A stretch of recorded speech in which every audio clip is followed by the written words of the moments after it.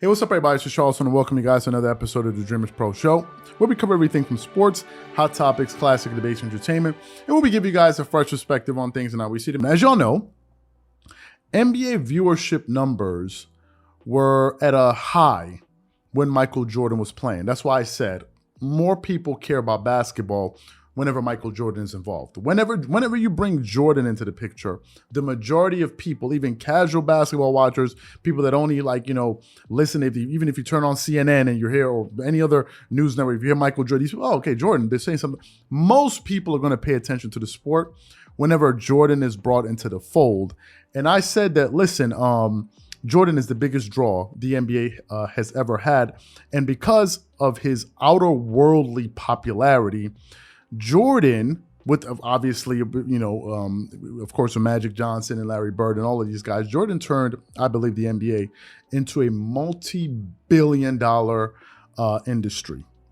Back in 2014, the NBA inked a 9-year broadcasting deal that was worth about 24 or 25 billion dollars with ESPN and Turner, right? They inked this massive NBA NBA TV deal.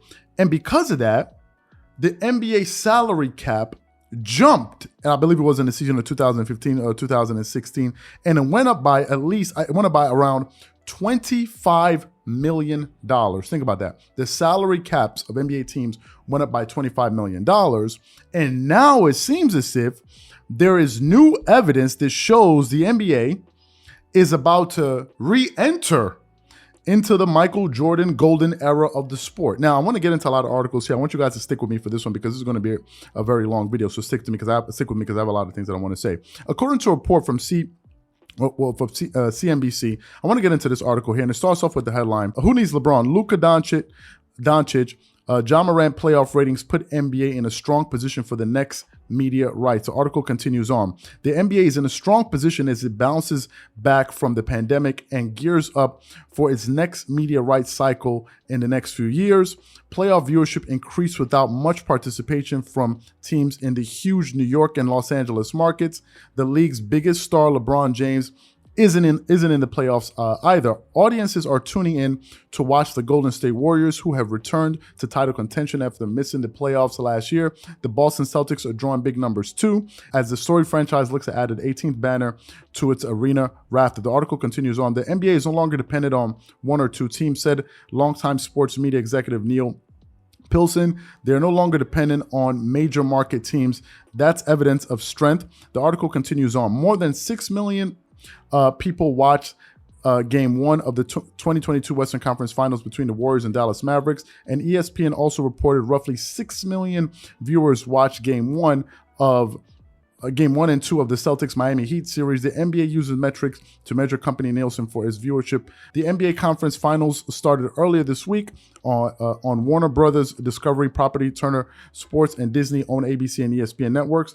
Through the early conference final matchups, postseason games are averaging 3.7 million viewers on the networks, and up 14% when compared to 2021. And the article also basically continues to say the popularity of the 22-year-old Ja Morant helped lead the Memphis Grizzlies to its most watched playoff series ever. The Grizzlies series against the Warriors averaged 5.9 million viewers over 6 games. That included 7.7 million viewers who watched Game 1, the highest rated game in the playoffs so far. So that is what that article had to say right there. There's a lot more that I want to get to here, so make sure you guys stick around for this one. Now, some of you guys may be saying, I don't see the correlation between what you're saying and Michael Jordan. Why are you bringing up Michael Jordan? Are you just looking for another reason to do a Michael Jordan video? No. I'll share 2 data sets with you that will quickly start to make this thing become clear. The Last Dance documentary numbers and figures were the following. The Last Dance averaged 5.6 million viewers per episode, right? The first episode brought in 6.3 million viewers, making it the most successful ESPN documentary of all time. That's the first piece of information I want you guys to pay attention to, especially that 5.6 and Michael Jordan. Pay attention to that. The other data set that I want to give you guys is the 1998 NBA Finals numbers. Listen to this. The average viewership per game of those NBA Finals in 1998 were 29 million people. I want you guys to listen to that.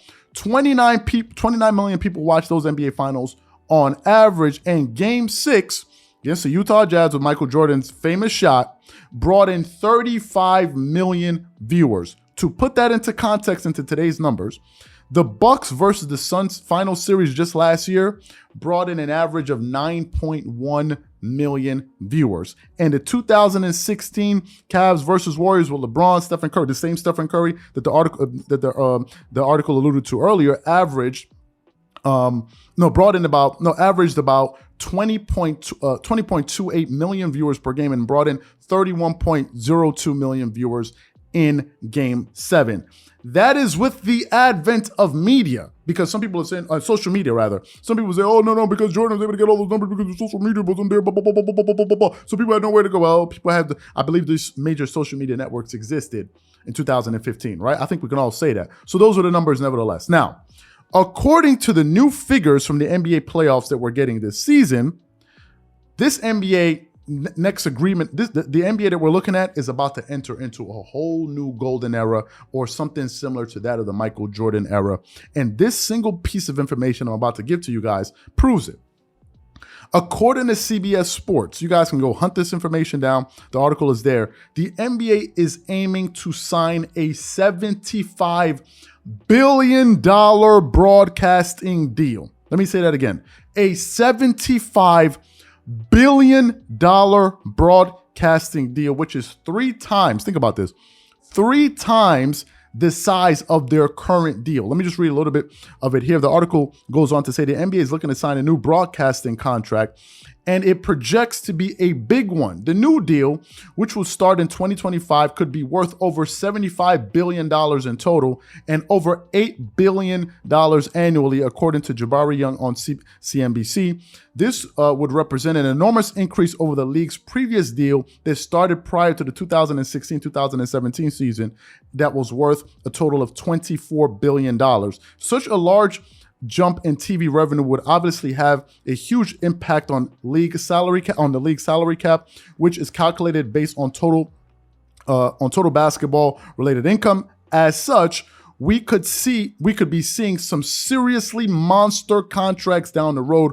We've already seen $200 million contracts handed out, but soon we could see contracts worth over $300 million, and that's from that's someone that spoke from Forbes.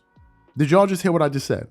The NBA salary cap can probably go up 3 times, which means that this NBA that we're going to be looking at in the future is going to have some ludicrously high NBA contracts. And I think a lot of that has to do with the viewership.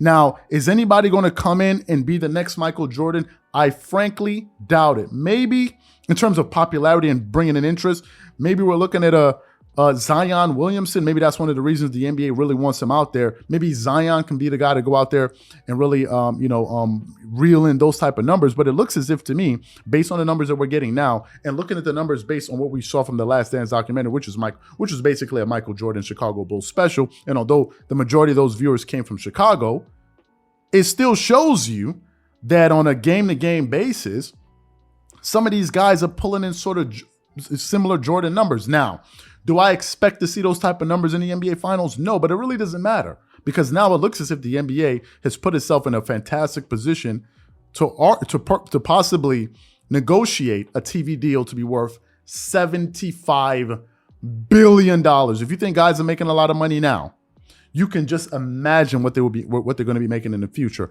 And can you imagine if Jordan played in this era? He would be a multi-billionaire.